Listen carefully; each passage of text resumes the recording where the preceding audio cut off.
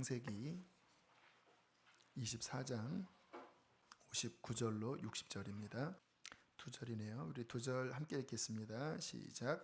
그들이 그 누이 리브가와 그의 유모와 아브라함과 종과 그 동행자들을 보내며 리브가에게 축복하여 이르되 우리 누이여 너는 천만인의 어머니가 될지어다. 내 씨로 그 원수의 성문을 얻게 할지어다. 아멘. 제가 이번에 창세기 24장을 보면서 제가 창세기를 좀 색다른 관점에서 깨닫게 되었습니다. 창세기의 대부분은 다 가정 이야기라는 것을 깨달았습니다. 아브라함의 가정 이야기, 이삭의 가정 이야기, 야곱의 가정 이야기. 거의 다 창세기의 대부분이 가정 이야기예요.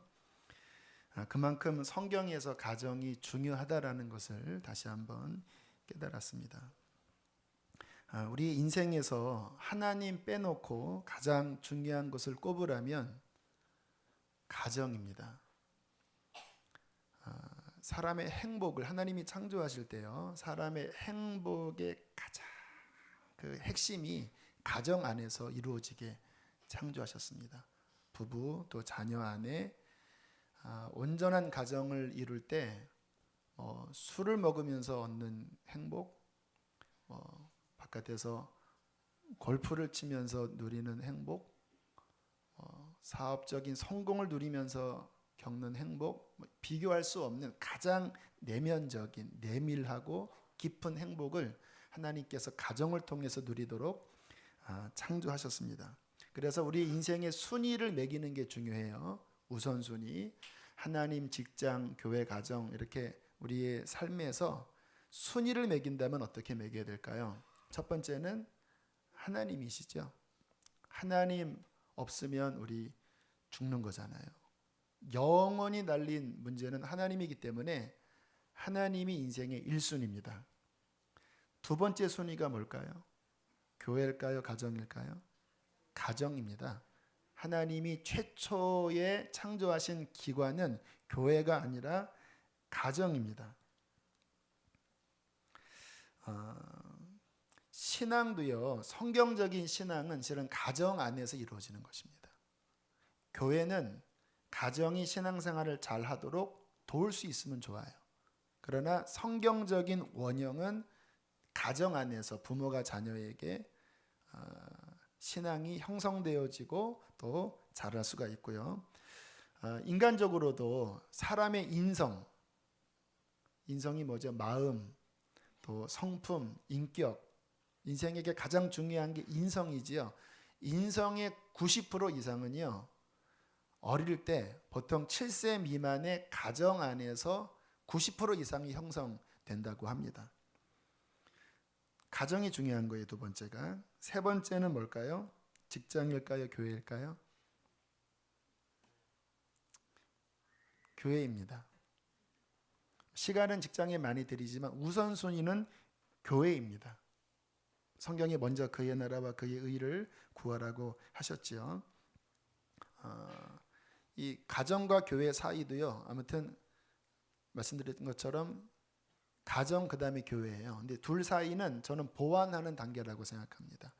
진정한 신앙은 가정을 세워드려야 합니다. 성경에서 가정을 잘 세우라고 말씀하셨기 때문에 진짜 예수 잘 믿는 것은 가정을 세우는 거예요. 그리고 네 번째가 직장입니다. 그렇게 여기시나요? 어떠세요? 아내들은 아멘 하시고 남편들은 노멘 하십니까? 실제적으로 많은 분들이 생각은 그럴지 모르지만 마음의 우선순위는 가정보다, 교회보다, 어떻게 보면 하나님보다 직장이 우선순위인 경우가 많아요. 물론 돈 버는 것 중요합니다. 돈을 벌어야 가정도 꾸려나가고 돈을 벌어야 신앙생활도 할 수 있을 수 있습니다. 그러나 기억해야 될 것은 아무리 돈 벌고 직장 생활하는 게 중요하지만 그것이 가정보다 앞서고 신앙보다 앞서면 불행해집니다. 왜냐하면 하나님께서 만드신 창조 질서가 하나님, 가정, 교회, 그 다음 직장이기 때문에 이게 언제 드러나냐면 죽을 때 드러납니다. 죽을 때. 사람이 죽을 때 가장 중요한 거 부르잖아요. 여러분 죽을 때 사장님 하면서 죽는 분이 있습니까? 이건희 회장님 하면서 그렇게 안 해요. 여러분 죽을 때 나의 그 프로젝트 그거 하면서 외치며 죽는 사람 없습니다. 죽을 때 누구를 외칩니까? 여보 사랑해. 자기 사랑해. 얘들아 사랑한다. 막 위급하게 죽어가는 사람들이 급하게 핸드폰 치면 거의 가족들에게 사랑해. 그리고 맨 마지막에 하나님 앞에 내 영혼 받아주십시오. 저를 구원해 주십시오. 주님이 나의 생명입니다. 무슨 의미입니까? 인생의 정말 중요한 우선순위는 마지막 가면 드러나는 건데 하나님, 가정이라는 거예요. 그런데 우리가 이 부분 우선순위가 정립이 안 되니까 특별히 남성들, 요즘 여성들도 일하시는 분 많죠.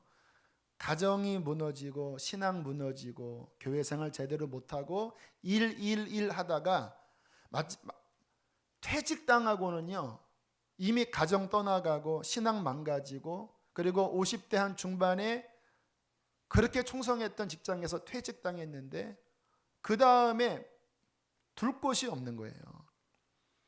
여러분 기회 있을 때에 우리 인생의 우선순위를 잘 자리매김하고 하나님 앞에 살 때에 우리는 행복한 삶을 영위해 나갈 줄로 믿습니다. 그런데 오늘 이 말씀을 주께서 정말 전하라고 제게 몇 주 전부터 계속 가정에 관한 말씀을 주셨는데요. 참 오늘날 많은 가정들이 그렇게 중요함에도 불구하고 실은 많이 아파하고 있습니다. 글쎄요, 행복한 가정도 많이 있지만 그러나 정작 그 안에 깊이 들어가면 많은 가정들이 고통당하고 있어요. 깨져 있다라는 것입니다. 무너져 있다라는 거예요. 지금 저는 사탄이 가장 공격하는 1순위가 저는 이 설교 준비하기 전에는 교회라고 생각하는데 바뀌었습니다. 가정을 공격하고 있습니다. 가정을. 지금 이런 미디어를 통해서 그 마음이 정말 부부가 연합하게 하는 게 아니라 딴 생각하게 하는 거예요.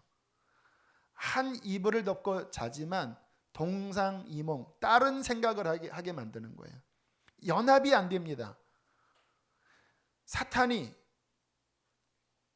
이 나라 전 세계 가정 안에 음란과 또 불만족과 여러 가지 것들을 통해서 지금 엄청나게 공격을 하고 있는데 여러분 이것이 참 우리에게 기도해야 될 제목인 게 뭐냐면요.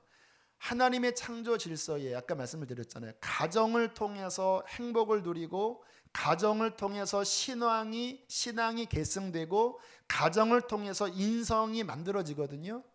그러니까 이 세상을 공장이라고 비유한다면 제품이라고 비유한다면 이 세상의 인간을 만들어내는 가장 최소 단위의 공장이 가정입니다.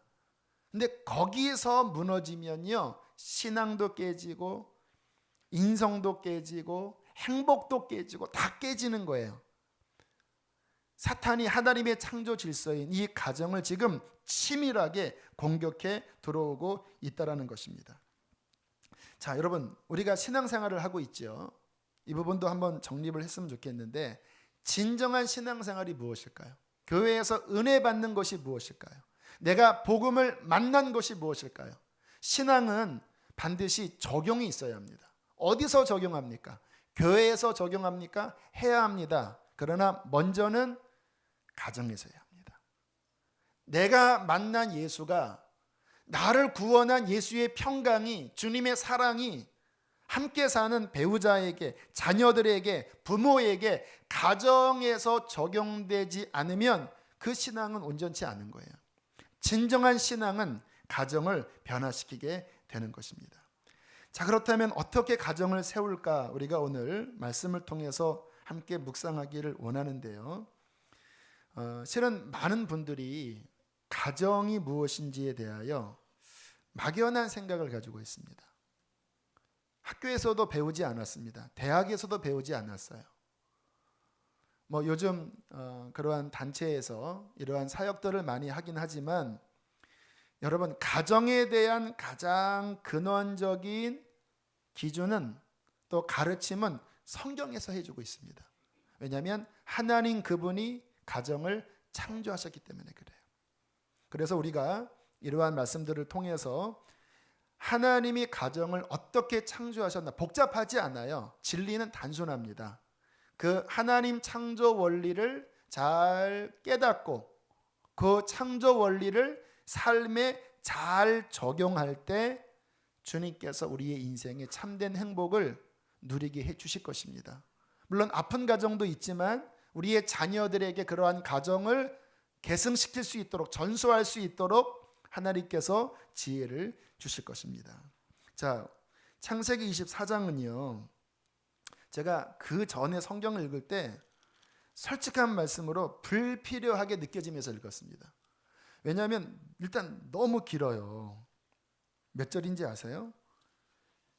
67절이에요. 근데 내용을 보면 긴 내용이 아닙니다.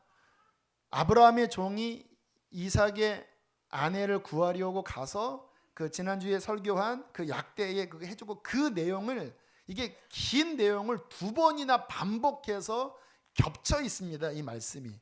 그러다 보니까 제가 그 전에 성경 읽을 때는 여기를 그냥 대충 읽어버렸습니다. 내용도 알고 또 같은 말 반복하니까 대충 지나갔는데 제가 이 말씀이 굉장히 중요한 말씀이구나. 어제 설교 준비하면서 새삼 깨달았거든요. 이 말씀에 대한 저의 간증 하나 좀 말씀을 드릴게요.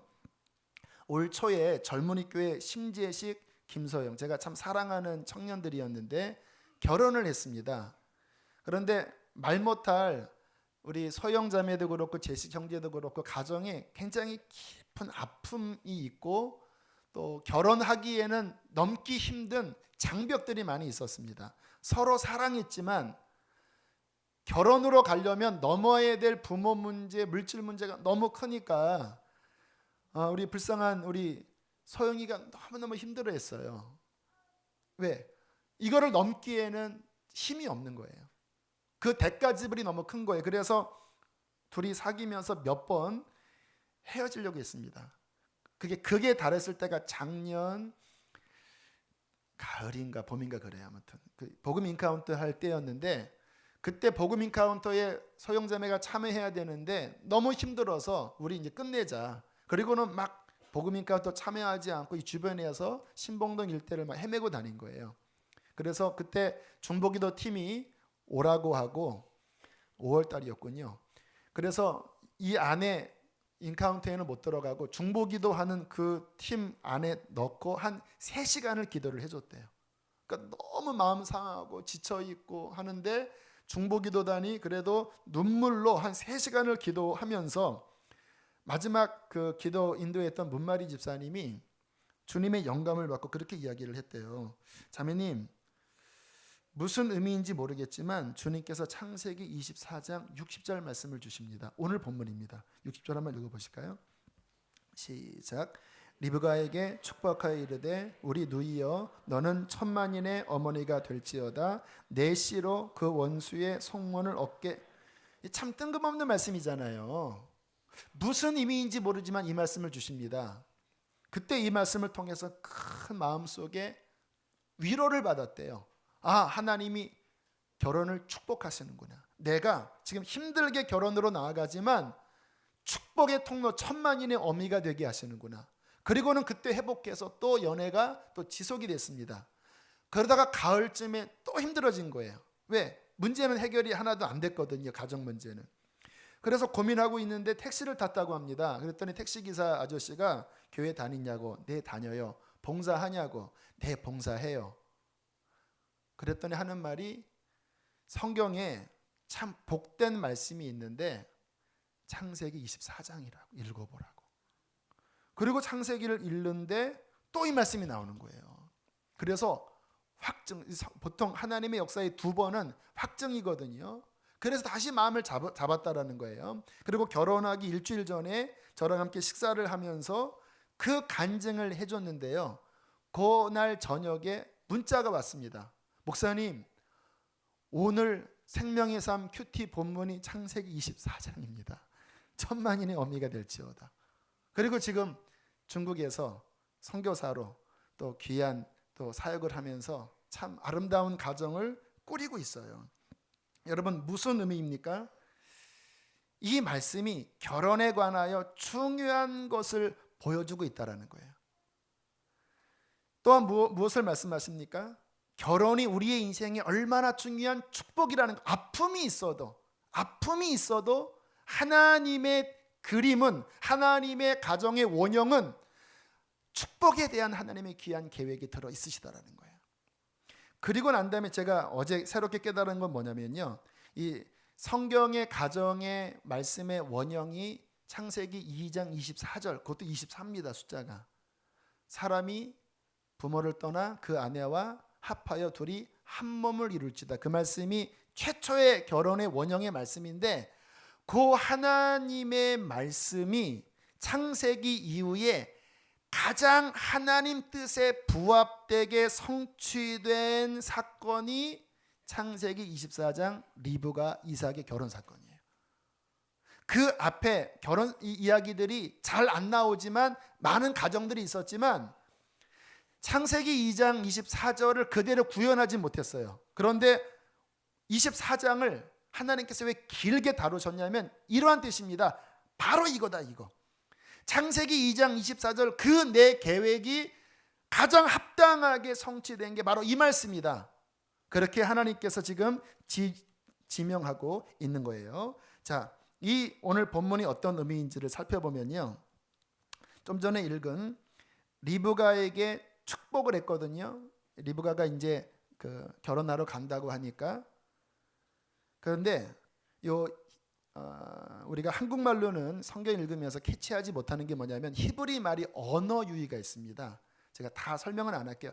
그 말이 뭐냐면 요 말에 비슷한 말로 이렇게 문학적인 표현을 하는 거예요. 자, 이 본문이 바로 그 언어 유희인데, 리브가 그 이름이 어떤 어원에서 왔냐면 바라크라는 축복에서 왔습니다.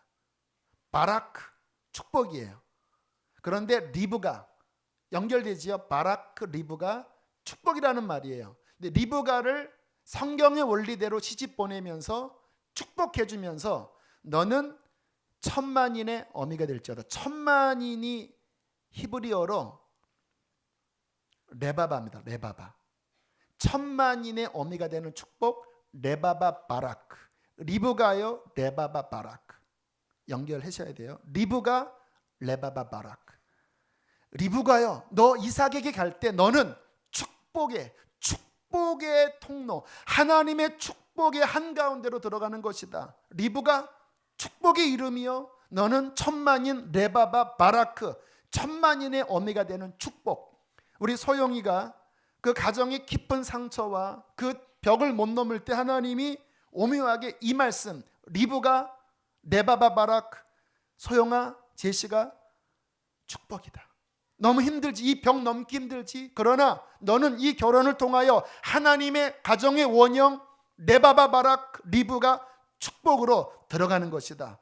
이 하나님의 마음이 이 안에 담겨져 있는 것입니다.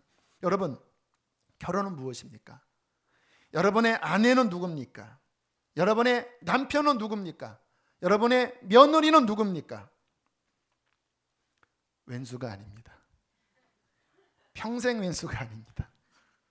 축복입니다.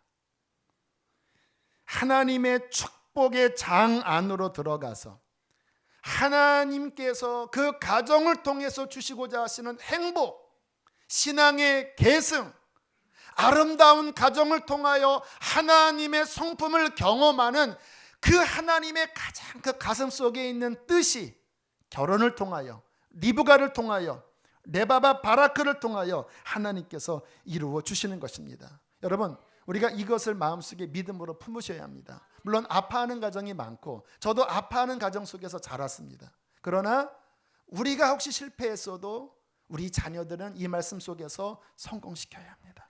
하나님의 원형을 이루게 해야 합니다. 그것이 하나님의 뜻이라고 믿습니다. 저는 감사하게 저희 윗대는 아픈 가정이었지만 하나님께서 우리 안에 레바바 바라크 축복을 경험하게 하심으로써 하나님이 많은 위안을 주고 계셔요. 내 때가 안 되면 그 다음 때에 하나님은 그 일을 이루실 것을 믿습니다. 자, 하나님의 결혼 계획, 성경에 나와 있는 결혼 계획을 살펴볼 텐데요. 자, 그러면 원형으로 돌아가서 한번 다시 보겠습니다. 여기 껴놓고 창세기 2장 24절을 한번 보세요.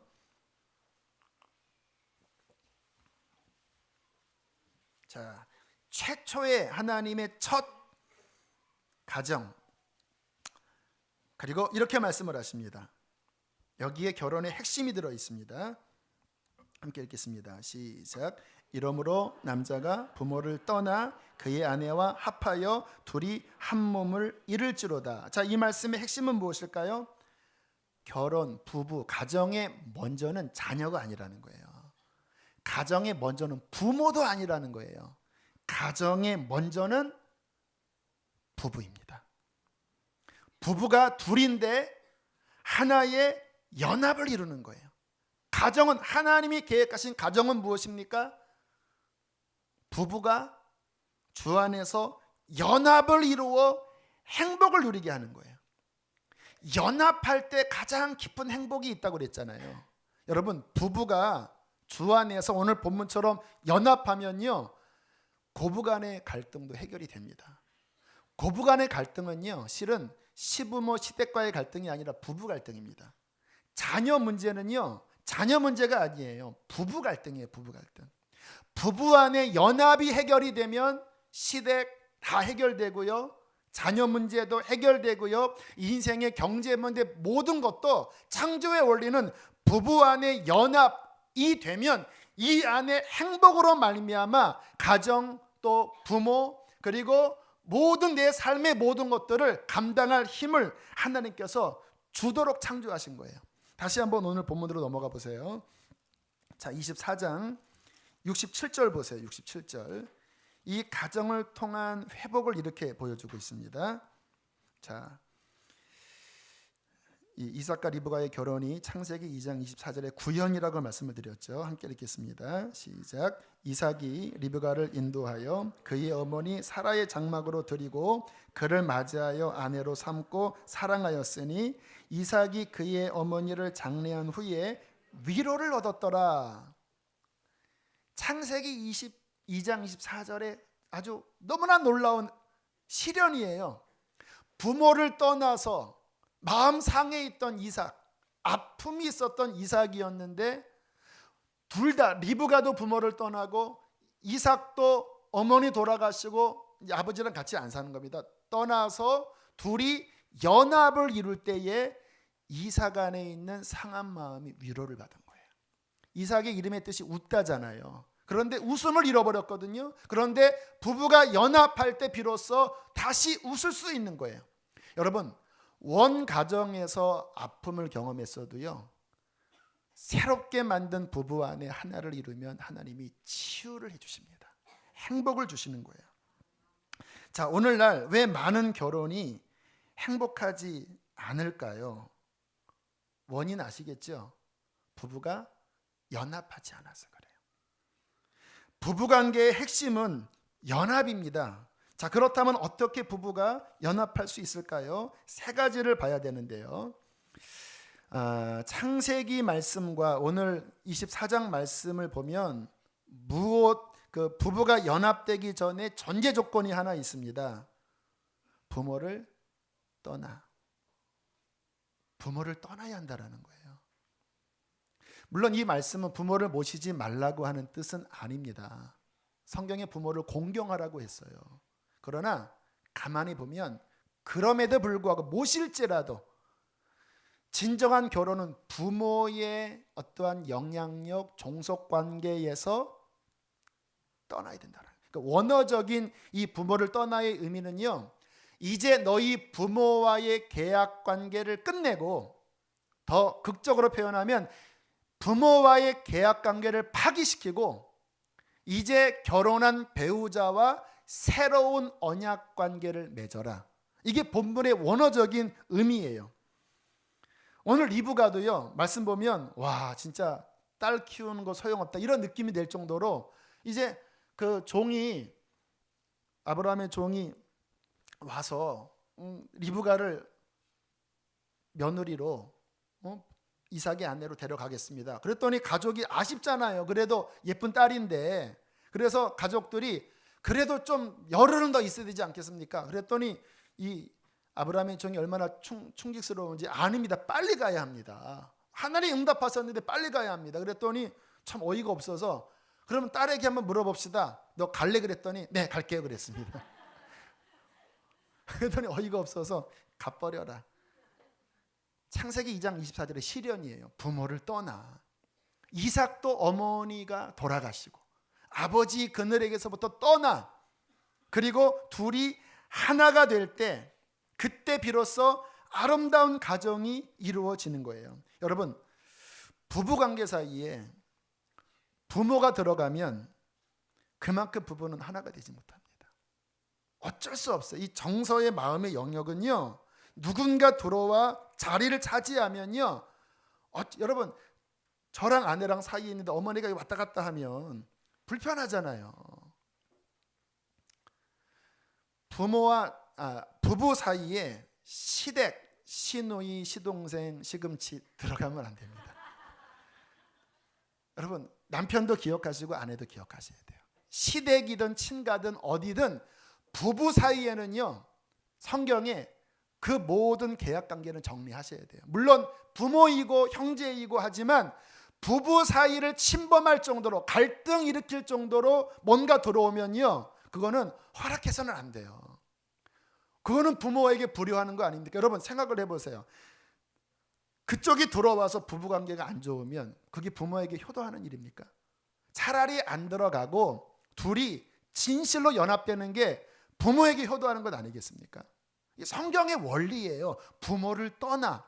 그래서 부모들은요, 같이 살지라도 이러한 마음을 가지셔야 합니다. 니들은 니들이 알아서 해라.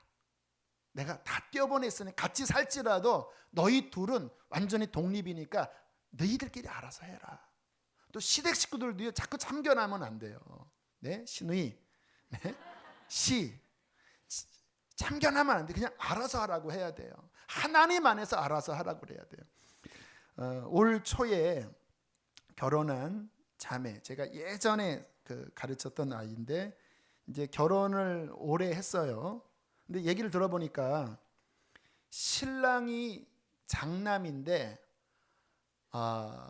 시아버지가 몇 년 전에 돌아가신 거예요. 시아버지 분이 돌아가신 거예요. 근데 어머니가 이 신랑을 친구처럼 애인처럼 그렇게 아주 사랑하면서 지낸 거예요. 여러분 그런 가정에 시집가면 어려운 거 아시죠? 왜냐하면 안 떨어집니다. 그래서 야 어떡하냐 그랬더니 하는 말이, 우리 어머니가 저한테 그랬어요. 야 이제 걔는 네 거야. 네가 알아서 해. 나 손 뗐다. 나 관여 안 한다. 우와, 야 시어머니 쿨하시다.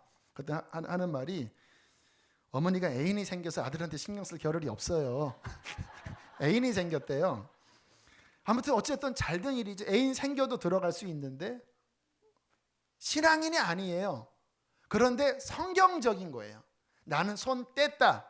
비록 내가 남편처럼 애인처럼 했어도 이젠 네 거다. 네가 알아서 해라. 그렇게 부모를 떠날 때 연합이 이루어진다라는 것입니다. 또 하나 연합하려면 어떻게 해야 될까요? 이제 부부 사이에서 적용을 해야 되는데, 에베소서 5장에 보면 남편들아 아내를 뭐라고 말씀하시죠? 사랑하라. 그리고 아내들은 남편에게 뭐 하라고요? 순종하라. 말이 잘 입이 안 떨어지시는 것 같아요. 다시. 남편들은 아내를 뭐 하라고요? 성경의 원리예요. 아내는 남편을. 자, 성경적인, 부모를 떠난 다음에 둘은 어떻게 연합하느냐? 둘이 연합시키는 성경적인 본드는요, 사랑과 존경입니다. 남자는 여자로부터 존경을 받아야 연합되고요, 여자는 남자에게 사랑을 받아야 연합이 되는 거예요. 남자는요, 요즘은 이제 호르몬에 관한 연구를 많이 하는데, 남자는 이 호르몬 자체가 이를 성취하고 막 그러한 사회적인 일을 하는 그런 호르몬이기 때문에 이 내면으로부터 이 존경받고 싶은 본능적인 욕구가 있다라는 거예요. 자꾸 막 아내가 잔소리하고 막 뭐라고 하면 이게 나를 무시하냐 이런 생각이 자꾸 드는 거예요. 어느 가정 남편이 운전을 하고 가다가 옆에 이제 아내가 타고 있었는데 좀 과격하게 파킹을 했나 봐요. 붕 하고 뒤로 빡. 그러면 여자들은 어떻게 합니까? 아, 좀 운전 좀 똑바로 해. 뭐 애 떨어지겠다 막 이러잖아요. 근데 평상시 아마 이 여자분이 그렇게 막 맨날 이렇게 막 뭐라고 잔소리를 했나 봐요. 근데 배운 겁니다. 남자한테는 잔소리하면 안 된다. 그래서 운전을 콱 해서 막 말하고 싶었지만 마음을 바꿔서 야, 당신 진짜 운전 뒤로 잘한다. 그랬더니 남편이 딱 보더니 나는 백으로 서울까지 갈 수 있어 그러더래요. 그리고는 부부관계가 화목하게 됐다라는 거예요. 여러분, 남편을 존경해 주십시오. 격려해 주고 칭찬해 주세요. 그때 연합이 일어나는 거예요. 부부싸움은 칼로 물베기라고 그러잖아요. 근데 물이 흘러야 칼로 잘라도 이게 상처가 안 돼요. 그러니까 서로 안에 이게 물이 흘러야 돼요. 우리의 말들, 우리의 모든 인격 안에 칼이 얼마나 많습니까? 근데 물이 흐르면 물베기가 되거든요. 근데 물이 어떻게 흐릅니까? 연합의 물이 남편은 존경받을 때. 예수 믿지 않지만 남편을 존경함으로 세웠던 우리나라 역사적 인물이 누군지 아세요? 평강공주입니다. 평강공주. 바보 온다를 격려하고 칭찬해서 장군 만들잖아요. 그래서 남편에게 나는 당신을 믿어 이렇게 말해 주셔야 돼요. 누가 소개할 때 제가 존경하는 남편입니다. 막 속에서 오글거리고 막 온갖 반론이 밀려와도 그 안에 계신 예수님 바라보고 존경한다고 이야기를 해 주셔야 합니다. 자, 남자들 여기 저를 비롯해서 남성들을 잘 들어주시고 여성들은 귀를 좀 닫아주십시오. 이런 설교 들으면 또 집에 또 긁어요. 이렇게 그러면 안 돼요. 남자들 잘 들으세요. 남편들한테 설교 인터넷 들으라고 그러시면 됩니다. 여성에게는 본능적으로 정서적 친밀감을 갖고 싶은 욕구가 있다고 합니다. 왜 결혼하는지 아세요? 이 정서적인 친밀감, 내가 이 사람에게 사랑받고 관심받고 받아들여진다고 하는 이 친밀감, 남자는 잘 못 느낍니다. 어저께 설교 준비하면서 이게 뭐지? 저도 잘 안 와닿더라고요. 아무튼 여성들은 나 사랑해? 이 질문 많이 하잖아요. 그 말이 뭡니까? 나 당신 소중히 여기는 거야? 내 이 마음에 친밀한 그러한 욕구를 당신 채워줄 수 있어? 사랑해? 자꾸 그렇게 질문을 하는 거거든요. 그래서 성경에 남편들에게 아내를 사랑하라 이 말은 뭐냐면 이 정서적인 친밀감을 계속 공급해줘야 물이 흐른다라는 거예요. 존경과 사랑이 흘러야 물이 흐르고 연합되면 칼이 왔다 갔다 해도 다시 연결된다라는 거예요. 사람이 자신과 친밀감을 가져야 될 사람으로부터 친밀감이 충족되지 않으면요, 세 가지 반응이 일어난대요. 단계적으로. 한번 여러분 가정 점검해 보세요. 첫 번째, 화냅니다. 아이에게 욕구 충족 안 하면 화내는 거 알죠? 아내도 정서적인 친밀감 욕구 충족이 안 되면 자꾸 툭툭대기 시작하는 거예요. 그게 해결이 안 되면 두 번째, 매달립니다. 그 말은 뭡니까? 나 사랑하는지 확인해줘. 당신과 내가 정말 친밀한지 알고 싶어. 뭐 전화하는 거, 어디야 지금? 몇 시인데 안 들어와? 뭐야? 그 남자들은 도망가거든요. 근데 그 말은 뭐냐면 정서적인 친밀감이 안 채워지는데 좀 채워줘 하고 떼쓰는 거예요. 그 단계를 지나도 안 채워지면 마지막 세 번째 단계는 분리입니다. 왜? 더 이상 상처받기 싫으니까 당신과 내가 더 이상 관여 안 하겠다. 그래서 같은 집에 살면서도 각방 써요. 왜? 친밀감이 연결이 안 되니까 이제 있기도 싫은 거예요. 근데 그 깊은 내면의 말은 뭐냐면 사랑받고 싶은 거예요. 그때 남편이 아내에게 다가가서 그랬구나. 그래, 사랑해. 여러분 보통 여자분들이 뭐 이렇게 머리 새로 하고 나 뭐 바뀐 거 없어? 이게 굉장히 중요한 말이래요. 그 말은 뭐냐면 내가 정말 소중해, 그 말이에요. 그 말은 정서적인 친밀감을 내가 요즘 당신한테 확인이 안 되는데 테스트야. 그때는 정신 바짝 차려야 합니다. 막 머리 스트레이트를 폈어요. 와, 당신 머리 스트레이트로 폈구나. 꼭 오드리 헵번 같다. 와, 귀걸이 와, 막 하면서 막 해주면 이 마음에 아, 나한테 관심이 있구나, 소중히 여기는구나. 그러면 다시 물이 흐르기 시작하는 거예요. 또 하나, 이 정서적인 친밀감을 흐르게 하는 중요한 것이 뭐냐. 제가 어제 아내한테 물어봤습니다. 이 말씀 제가 연구하고 준비해 놓고 이게 잘 모르겠다, 여자들은 어떤 마음이냐 그랬더니 한마디 이야기해 주더라고요. 여자들은 남편이 자기 편 대주기를 원한대요. 여자들 고개 끄덕해 보세요.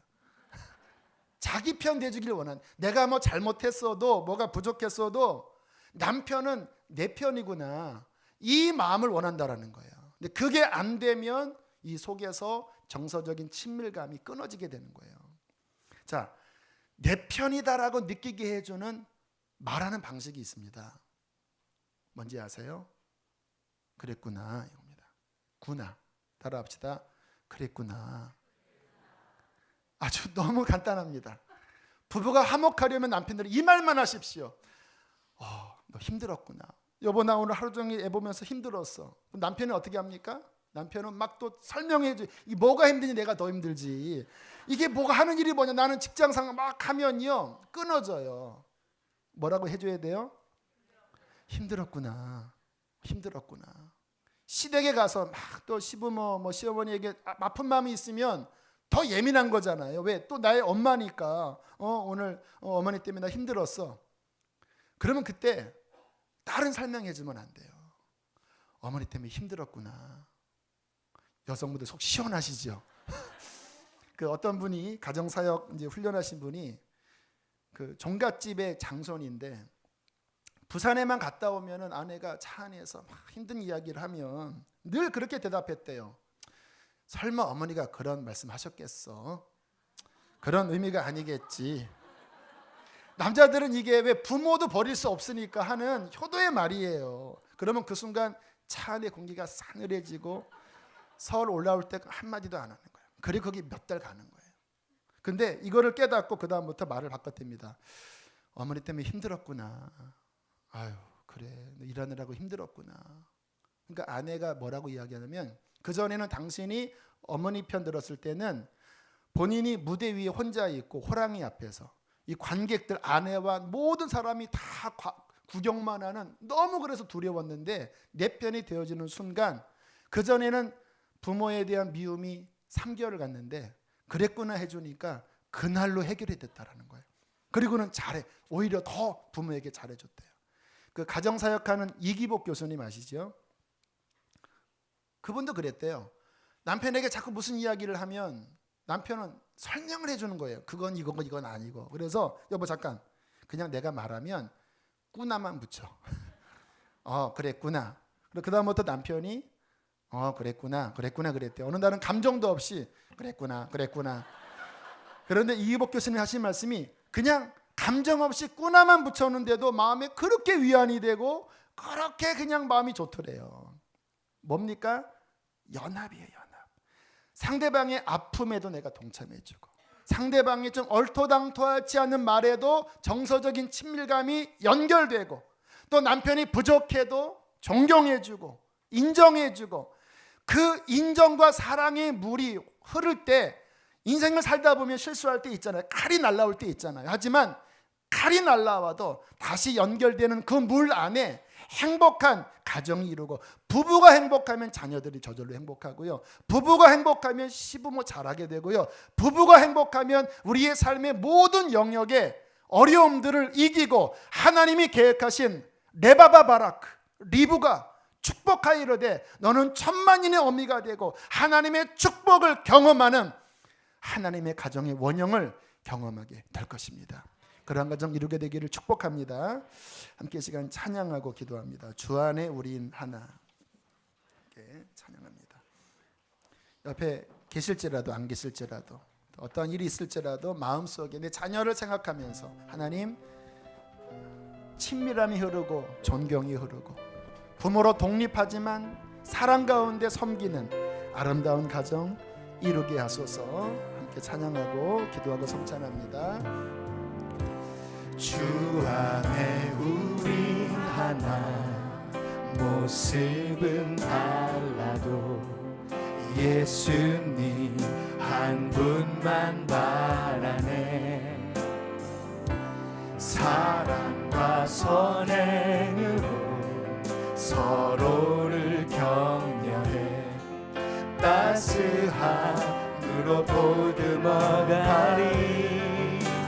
주님 우리 안에 함께 하시니 형제 자매의 기쁨과 슬픔 느끼네. 내 안에 있는 주님 모습 보네. 그분 기뻐하시네.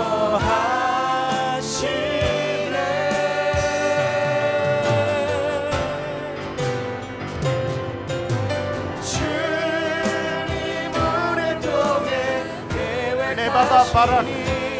너는 천만인의 어미가 될지 입술로 찬양하게 하시니.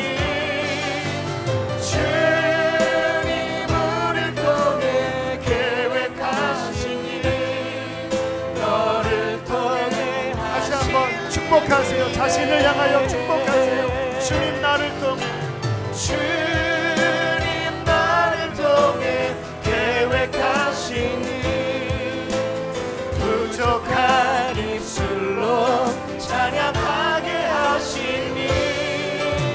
주님 우리를 통해 계획하시니 너를 통해 하실 일 기대해. 우리 시간 축복합시다.